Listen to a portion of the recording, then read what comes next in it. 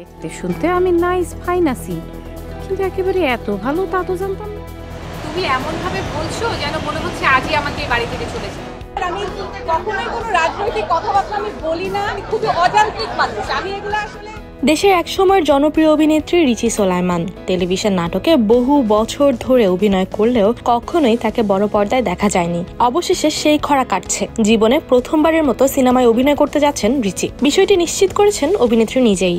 আর আমি খুবই অযান্ত্রিক মানুষ। আমি এগুলো আসলে এই যে অনলাইন ভিউজ ফলোয়ার্স এগুলো আমি বুঝি না।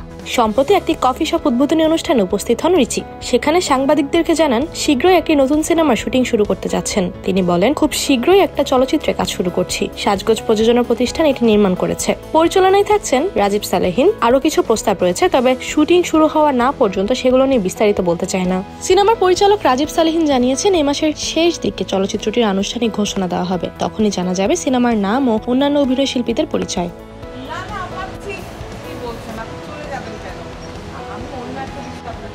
এর আগেও রিচি চলচ্চিত্র অভিনয়ের ইঙ্গিত দিয়েছিলেন। বছরের শুরুতেই এক টিভি সাক্ষাৎকারে তিনি জানান, পূর্বে নানা পরিকল্পনা থাকলেও ব্যক্তিগত পেশাগত ব্যস্ততার কারণে সিনেমার কাজ করে ওঠা হয়নি। দীর্ঘদিন দেশের বাইরে থাকার পর আবারও চলচ্চিত্রে অভিনয় করার আগ্রহ জন্মেছে তার। এদিকে সাম্প্রতিক সময়ে একটি ভুয়া ফেসবুক আইডি থেকে রাজনৈতিক পোস্ট ছড়িয়ে পড়ায় রিচি নতুন করে আলোচনার কেন্দ্রবিন্দুতে আসেন। তার নাম ও ছবি ব্যবহার করে নিয়মিত রাজনৈতিক মন্তব্য করা হচ্ছে, জানিয়ে উদ্বেগ প্রকাশ করেছেন তিনি। রিচি জানান, আমি কখনোই রাজনৈতিক বিষয়ে মন্তব্য করি না। অনেকেই ফোন করে জানতে চাইছেন এসব কথা আমি বলেছি কিনা।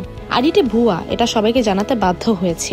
সংবাদ মাধ্যমের কিছু অংশ যাচাই না করে পোস্টগুলো প্রকাশ করেছে, যা দুঃখজনক। নিরাপত্তার স্বার্থে থানায় জিডি করেছি। সব মিলিয়ে দীর্ঘ টেলিভিশন ক্যারিয়ারের পর এবার প্রথমবারের মতো রিচি সোলাইমানকে বড় পর্দায় দেখা যাবে, এমন সম্ভাবনায় দর্শকদের মাঝেও নতুন কৌতূহল তৈরি হয়েছে। এই যে ফেক আইডি থেকে নিউজ নিয়ে আমার সাংবাদিক ভাইয়েরা আমাকে জিজ্ঞেস না করে নিউজ করছে।